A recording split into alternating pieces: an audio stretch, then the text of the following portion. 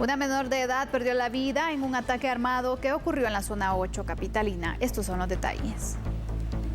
Hace unas semanas los padres de la niña Andy Ishkoy Monroy daban gracias a Dios por su vida tras cumplir 13 años. Pero este 27 de febrero la alegría se convirtió en tristeza.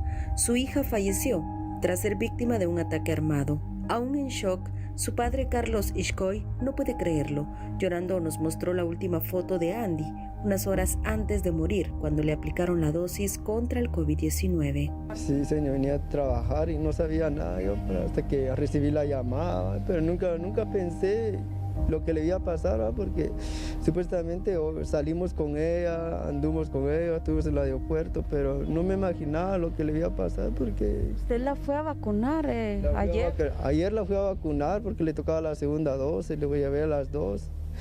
Y estábamos ahí tranquilos, pero nunca me imaginé lo que le iba a pasar a mi hija hasta que recibí la llamada, venía en camino y recibí la llamada y cuando vine ya estaba ahí. Y yo me imaginaba que tal vez solo era un balazo así, nomás pasado, nomás que lo iban a llevar al hospital, pero ya no se pudo hacer nada.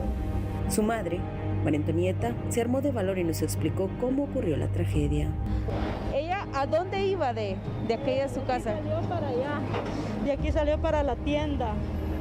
Y cuando yo salí aquí, ella ya estaba tirada ahí en la esquina. En la esquina. Ajá. Cuando usted deja salir a su hija, ¿se escuchan las detonaciones del arma de fuego? ¿Cómo? Y yo salí corriendo, pero fueron bastantes balazos y yo salí corriendo a ver cuando vi, cayó. Pero yo pensé que ella se había tirado. Y cuando yo llegué con ella, mami, ay, me duele, me dice, mira, te dije que no salieras, le dije, me apretó mi mano y cerró sus ojos, mi hija. Murió en los brazos de mamá, exclamando el dolor que sentía en su cuerpo. Este será el peor recuerdo de la vida de esta pareja. Las gradas donde cayó su cuerpo aún tienen sangre inocente y la puerta de la vivienda tiene un agujero donde atravesó una bala. El cuerpo de la pequeña Andy quedó a pocos metros de su casa. Don Carlos exige se investigue porque nunca han sido amenazados o supieron de algún problema que tuviera la niña. Mientras se dilucida la situación, expertos recomiendan evitar dejar salir a los niños para ser mandados, porque desgracias como las de Andy se han vuelto comunes en el país.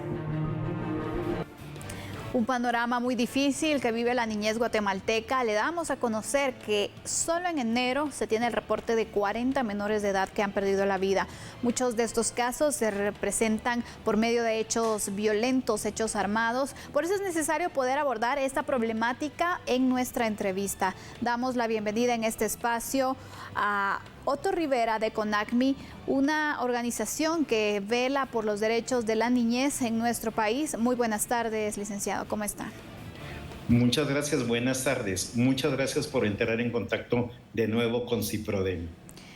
Quisiera conocer un poco acerca de cuál es el sentir de ustedes y cómo ven ante la situación que se presenta en el país con las muertes de menores de edad, personas inocentes que no le deben nada a nadie, que recién están pues empezando con sueños, con ilusiones y que les cortan así esos sueños. ¿Cómo ve usted la situación actual del país? Desde la perspectiva de CIPRODEN estamos sumamente consternados con este nuevo asesinato. Nos enteramos por ustedes el día de ayer en el reporte que nos han compartido.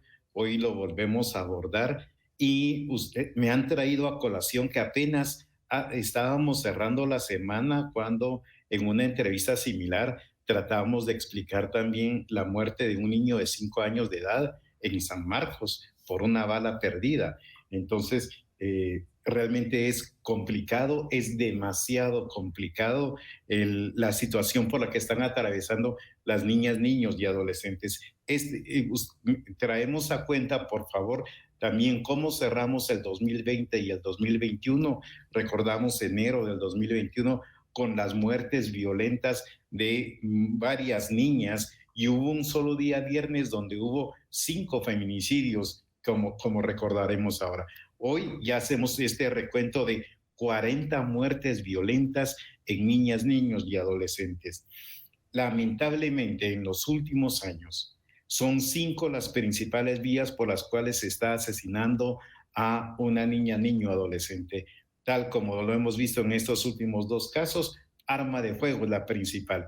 que afecta más a los adolescentes. Ayer fue una adolescente, pero luego siguen también vías como estrangulamiento, ahorcadura, arma blanca y decapitación. Estamos truncando la vida y los sueños y las aspiraciones y los proyectos de vida de esta niñez y adolescencia, pero también de sus familias, como acabamos de escuchar el testimonio de los padres de la pequeña Andy el día de hoy. ¿Qué factores cree usted que se ven entonces reflejados? El por qué la niñez es tan vulnerable y es también acaba así su vida de una forma violenta en muchos de estos casos. ¿Qué factores son los que están influyendo según lo que ustedes han podido observar y también pues analizar también en sus informes? El primero, el principal, es la ausencia de un verdadero sistema nacional de protección y garantías de derechos. No lo tenemos. Acabamos de escuchar en el reportaje, en la introducción, la recomendación de no dejar salir solas a las niñas, niños o adolescentes a cualquier espacio. Me parece que ese no es el mensaje que tenemos que dar. Lamentablemente hoy, si salen, están en mayor grado de vulnerabilidad y riesgo. Y estos casos de violencia se han venido a incrementar una vez se ha vuelto, comillas, por favor, a esta nueva normalidad. Salimos del episodio de la cuarentena por pandemia, pero no existen mecanismos mínimos, garantías mínimas de salvaguardar todos los derechos de las niñas, niños y adolescentes. Entonces, número uno, el Sistema Nacional de Protección y Garantía de Derechos. Número dos, sistemas municipales de prevención a las violencias. Guatemala necesita urgentemente mecanismos de alerta temprana, un ejercicio de corresponsabilidad.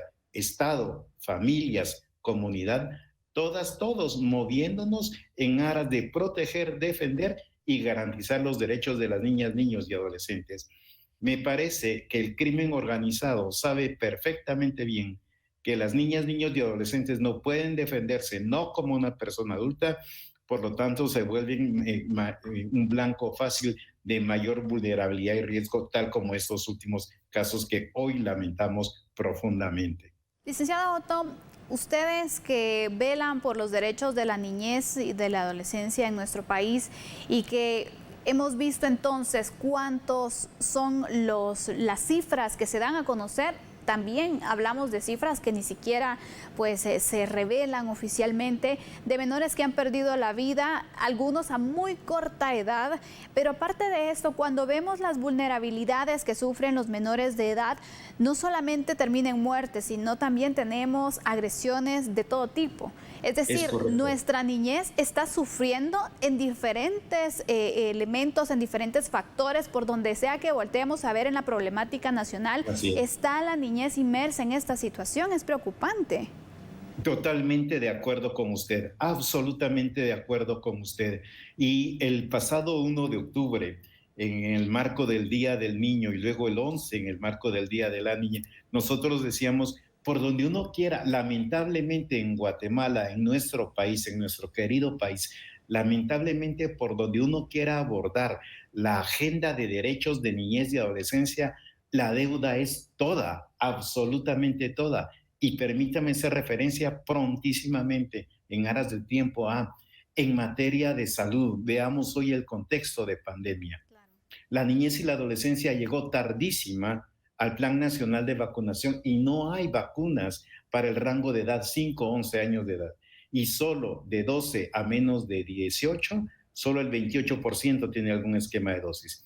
En materia de desnutrición crónica y desnutrición aguda, 1 de cada 2 niñas y niños sufre desnutrición crónica en el país. Solo el año pasado fueron 20,000 nuevos casos de desnutrición aguda y más de 46 muertes por hambre en el país. En materia de educación, siguen habiendo millones de niñas, niños y adolescentes fuera del sistema educativo. No digamos en protección, que es lo que nos trae a colación esta tarde. Y ahí yo me permito mencionar prontamente 4 indicadores que desde el Observatorio de Derechos de la Niñez de CIPRODENI hemos monitoreado. 1, las lesiones compatibles con maltrato. Hago referencia a violencia intrafamiliar, violencia comunitaria, que en contextos de cuarentena y de pandemia se incrementaron los casos basándonos en datos del Instituto Nacional de Ciencias Forenses. Del otro lado, los exámenes propios hechos por INACIF en relación a abuso y violencia sexual, solo el año pasado, más de 4.757 nuevos exámenes, 91% practicados en niñas y adolescentes mujeres y 9% en niños y adolescentes hombres. Pero si el dato global de exámenes no nos asusta desde ya, permítame compartirle dos de estos indicadores. 35 exámenes forenses practicados por INACIF bajo la presunción de abuso y violencia sexual fueron en bebés menores de 1 año de edad. Increíble. 95 exámenes en niñas y niños menores de 4 años de edad. En promedio nacional estamos teniendo hasta 100,000 embarazos infantiles y adolescentes, lo que refleja el embarazo infantil de 10 a 14 años de edad, 15 casos al día, y el embarazo adolescente que va de 15 años a menos de 18 está representando 12 embarazos por hora, todos los días, todas las semanas, todos los meses. Esto no puede parar. Y si eso no fuera poco, tenemos el impacto de la migración en la niñez y la adolescencia. Guatemala necesita hacer un alto en su camino, repensar y reinventar toda la agenda de derechos de niñez y adolescencia, en donde sean las niñas, niños y adolescentes la más alta prioridad del Estado de Guatemala. Muchas gracias a Otto Rivera de Ciprodeni, quien nos ha dado a conocer todos estos datos. Recordemos que también se mantienen vigilantes de la situación de la niñez, de la adolescencia en el país, y se manifiesta así. Él nos da a conocer la preocupación que existe en cuanto a la vulnerabilidad de este sector de la población. Solo en enero, 40 menores de edad son los que contabilizan las estadísticas que han perdido la vida, muchos de ellos de forma violenta. Vemos la situación también en cuanto a las agresiones, tanto físicas como sexuales, que se han registrado también. Recalcaba el punto de las migraciones y tantos vejámenes que la niñez guatemalteca está sufriendo, y que también en un contexto de pandemia debe dársele prioridad también en temas de salud. Por supuesto, la educación, que es otro de los derechos que se le tiene que ir garantizando. Hemos abordado la problemática que enfrenta la niñez guatemalteca. Es momento de hacer un cambio.